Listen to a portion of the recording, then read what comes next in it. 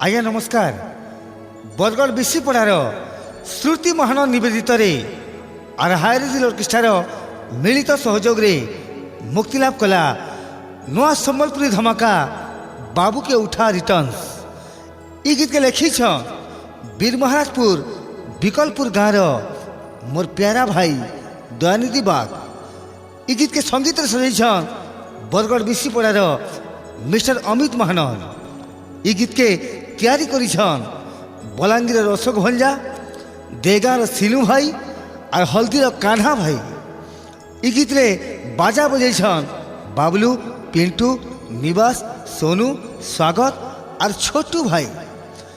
ई गीते सहयोग करी बिशीपड़ार मंटू हेसरा, तुलसी भाई, कैलाश भाई, किशन भाई, रोहित, टिकू, आकाश और दलदली पड़ार शिव भाई, अजित भंजा, अमित भाई, मनोज तांडी और बोरेपल्ली कार्तिक भाई। इथे विशेष विशेष धन्यवाद मिस्टर प्रभास साउंड सिस्टम और रामगढ़ सत्य भाई। नमस्कार। बाबू माऊ टूट हेला नाड़ुआ, बाबू माऊ टूट हेला नाड़ुआ, देख गए बाबू कंता लोलो गोलो है सुई पड़ी छे। अच्छा আমার কুনু মুনু বাবুকে উঠা দেখ তো কেনটা শুই পড়িছে।